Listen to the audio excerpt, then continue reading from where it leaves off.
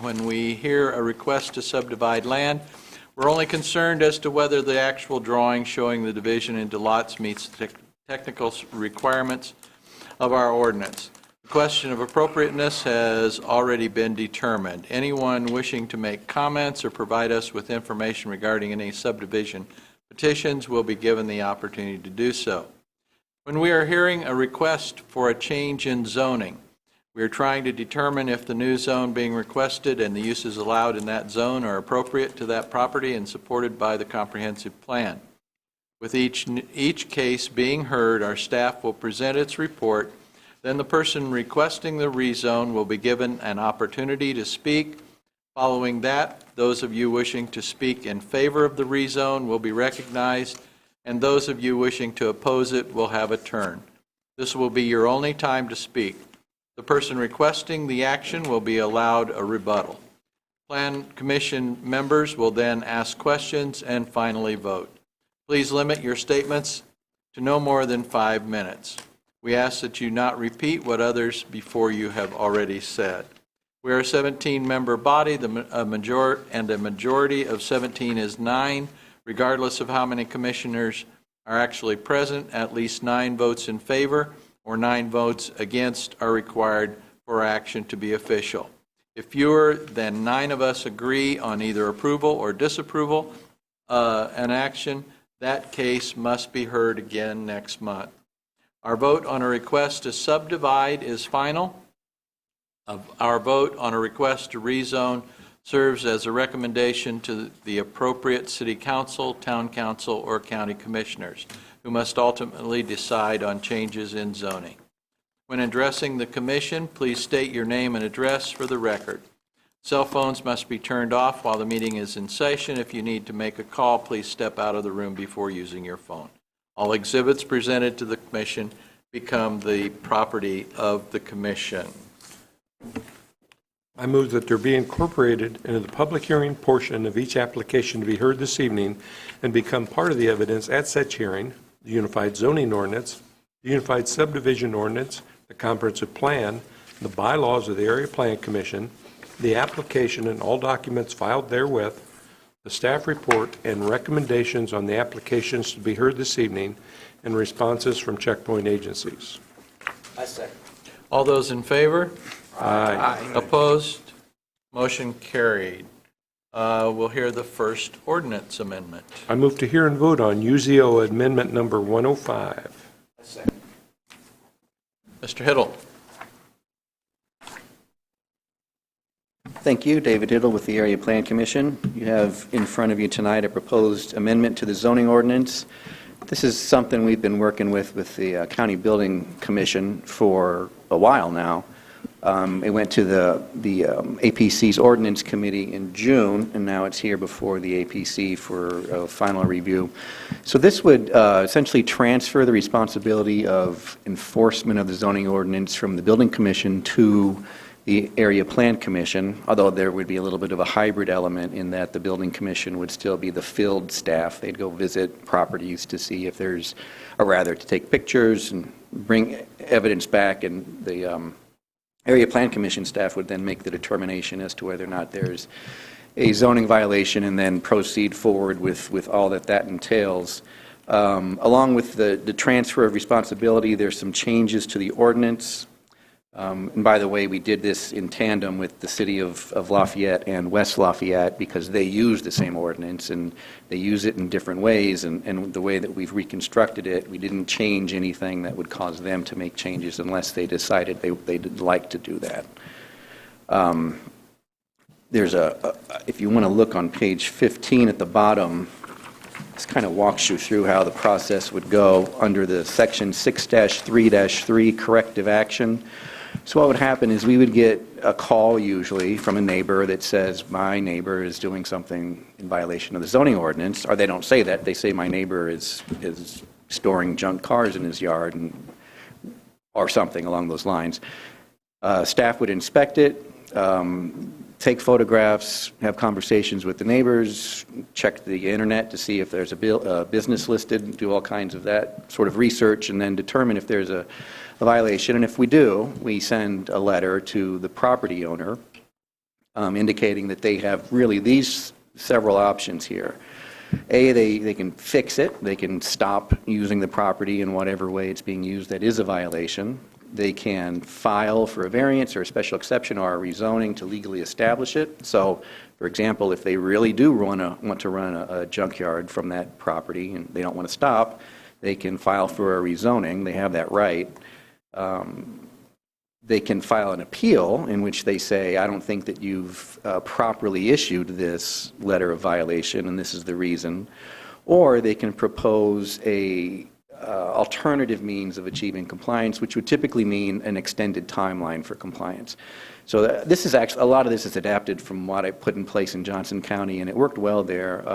What we found a lot is that people would accumulate scrap vehicles, pieces of vehicles, just a lot of things that eventually cause the property to be a nuisance for neighbors.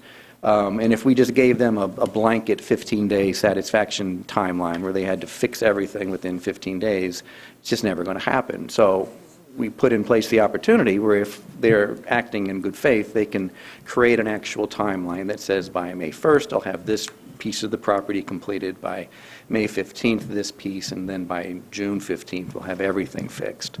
And I think that saves, in a lot of instances, unnecessary escalation, and it does result in the property eventually being brought back into compliance. So they have the option, letter D, to propose an alternate means of achieving compliance. And if it's accepted, then that essentially becomes the ordinance that they have to follow. This also takes out of the hands of external legal counsel a lot of the work. I think that too much of our enforcement practice involved putting things on the desk of Eric and his partner to handle. Generally, zoning enforcement is more of an administrative process, and you put the ball in the court of the person who owns the property, and either they fix it or they don't, or they come up with a suitable solution or they don't. So you don't have to go to court until if and when the thing reaches an impasse and there's really just no action taken. So in that sense, there would be, I think we would save in resources and we would save in time too, because with this method, things go along usually quite a bit more quickly. I don't think I have too much else to call out specifically about the ordinance changes, but again, they've been vetted and determined to be satisfactory by both staff and council at West Lafayette and Lafayette. And certainly Mike Wolf is very happy to see us here tonight, the building commissioner. There is one thing. We did bring this to the ordinance committee last month, and they raised the question of the fee for an appeal. And they were concerned, I think rightly, that you shouldn't have to pay. If you're a property owner and you receive a violation, it's a lot to ask that they should have to pay the typical $500 filing fee for a variance or a special exception to appeal the issuance of one of these, because it's not a very complex hearing.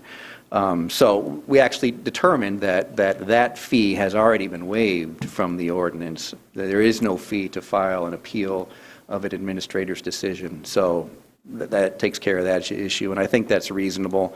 If we get 1 million appeals of these violations, then we might want to revisit that, but I wouldn't expect that there would be too many, so I think that's a reasonable approach. And with that, we would be happy to answer any questions you might have. Any questions from the audience? Hearing none, any questions from the board? I just have a comment. We did visit about that at the ordinance committee, and I think it's a good proposal, a good way to work out these issues that we struggle with from time to time. And I'll look forward to the implementation. Thank you, David. Thank you, Gary. Anyone else? Hearing none, you have a yellow ballot.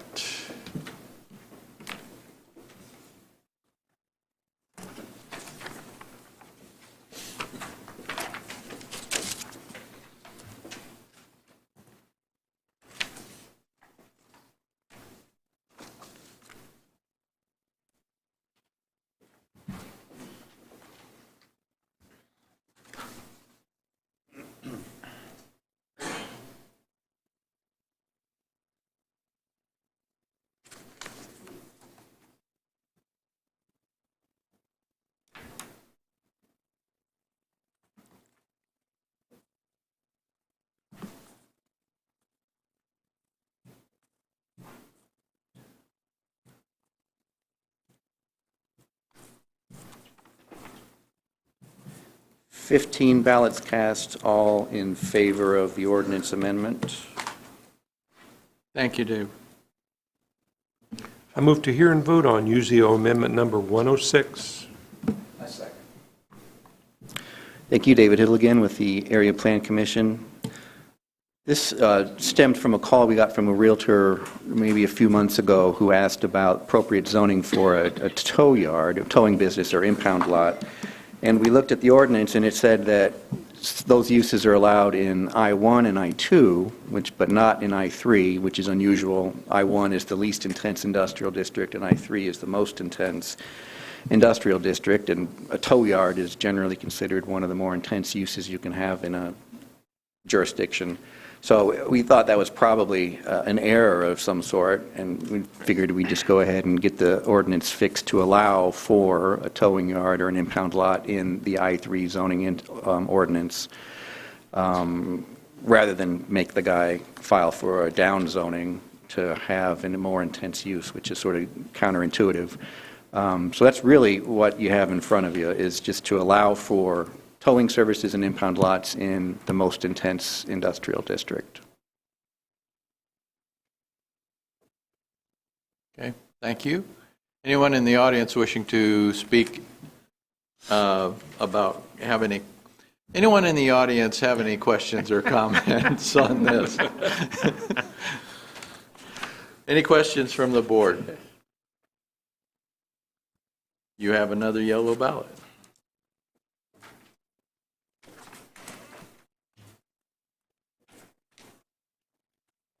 Thank you. Thanks.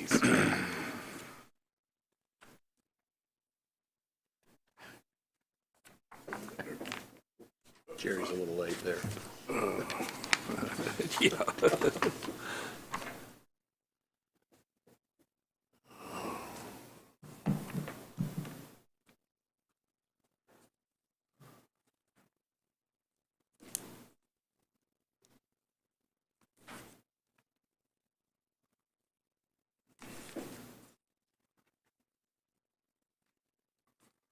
15 ballots cast, all in favor of the ordinance amendment. Thank you, David. Thank you. I move Go ahead. I move to hear and vote on Z 2862, Imperial Parkway LLC, I-3 to GB. Okay. All right. We're in Lafayette's southeast side. This is the industrial expansion area, as evidenced by all the industrial zoning that you see. That stemmed from a comp plan amendment back in the late 80s, connected with SIA and that industrial expansion effort to have large areas reserved for heavy industrial use. And it has obviously been filling in over the years just fine. Our site, as you can see, there is a scatter in a GB zoning that's occurred along with the floodplain and some originally unzoned parts that are still zoned A. This is our site. The obviously it has the pole barn in there. We can ask the petitioner what their plans are with that. If they mean to reuse that building or take it down and rebuild new. The objective here is to try to establish an automobile repair shop, which is not permitted in heavy industrial, not because it's an overly offensive use in an industrial zone, but because the I-3 zone is reserved for heavy industry, and so that's why that distinction was drawn, as opposed, so that these sites are not eaten up by smaller commercial/light industrial type uses, but they are available to be consolidated into large areas for heavy industrial use. Obviously, public utilities are available. There is a type A buffer yard requirement, the smallest of the lot, between a GB and an I-3. So that would be on the table in a development scenario. Again, the 87 land use amendment is sort of driving our staff opinion here, and we've been very consistent as GB rezones have crept into this area. They just take bites out of it, and I think if the city is comfortable with it, and then they aren't in this case, but, then obviously that 87 plan maybe needs to be relooked at, and we can kind of custom tailor it to fit today's needs. But we agree with kind of with Lafayette City staff's that we don't have any objection to the property being rezoned commercially in this case, but in the I-1 and I-2 zone, you can do a automobile repair.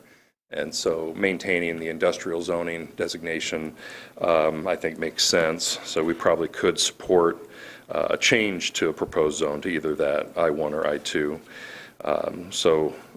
In order to stick to the plan's prescriptions, which is kind of our duty in this instance. So in this case, we're recommending denial. So I'd be happy to answer any questions. Thank you, Ryan. Yeah, there's no submitted site plan. Does the petitioner or petitioner's representative have a presentation? Ryan Munden with Reiling, Teeter and Shire, 250 Main Street, Suite 601. Here on behalf of the petitioner, Imperial Parkway LLC. Imperial Parkway is owned by the Gothra family, who has developed properties throughout Tippecanoe County for many decades. They're also the owners of the property immediately to the north of the subject property. That property is zoned GB as well. That is why they've opted for GB for this property rather than I-1 or I-2 to be consistent with what they own next door. I don't know how to back up here to there we go. There is no I-1 or I-2 in the area. However, there is quite a bit of GB. This map is not up to date. The R1 that's shown there on Brady Lane where Twin City Electric is has been rezoned to GB. Our office, in fact, rezoned the 4 lots immediately to the east of that R1 from I-3 to GB, I believe just a couple of months ago. So, I mean, there are 7 GB lots located very close to where we're at. As indicated by staff, the Economic Development Office does not object to this rezone. I have spoken with the mayor's office. The mayor has no objection to this rezone. In previous staff reports for I-3 to GB rezoning in this area, staff has indicated that commercial zoning is a better fit for these smaller lots. This lot is roughly 1 acre.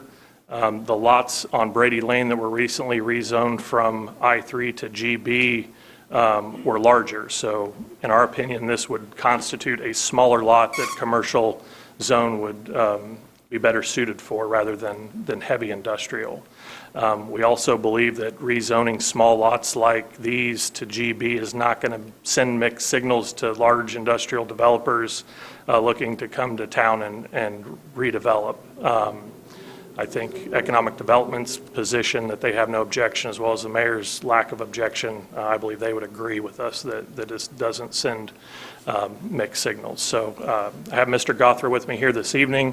We would respectfully request your recommendation of approval. I'll be happy to answer any questions you have. Thank you.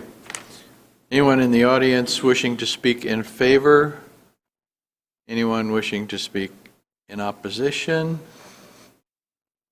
Any questions from the board? I'd like to add, the petitioner had come to the city of Lafayette, to the mayor, and we'd went out and walked the premises, and our big concern first was a curb cut, which none is needed because it's already there, and the gas station is going in front of it, and we had no objections, both the mayor and the planning, and so we looked it over pretty good, and I did walk the whole area out there, so we supported it. Any other questions, comments? You have another yellow ballot.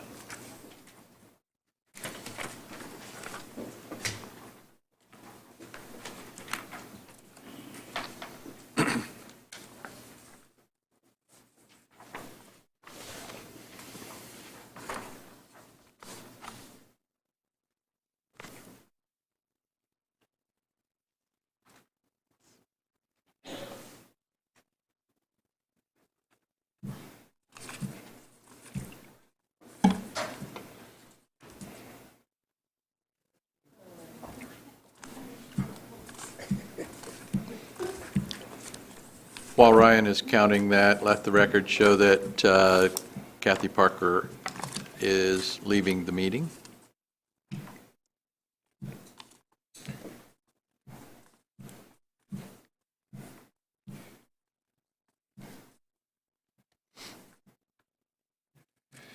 We have 14 ballots recommending approval, 1 against. Thank you, Ryan.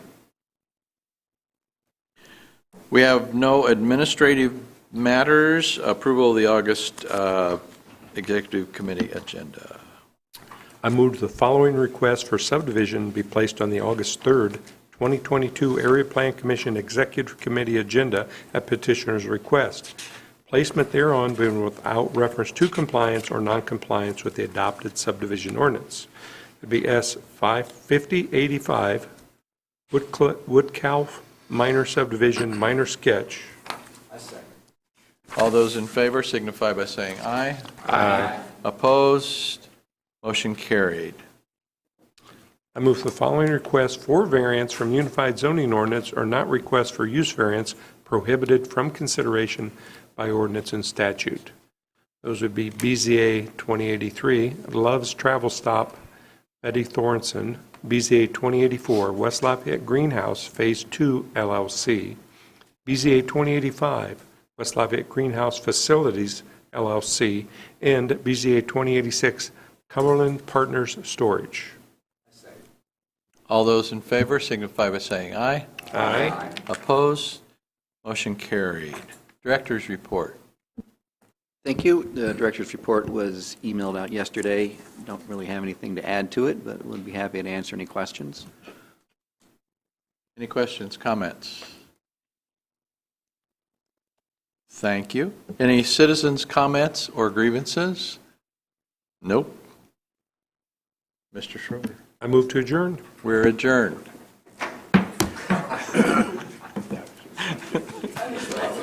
Oh, my goodness. I know, No she longer did. being recorded. I'm sorry, Diana.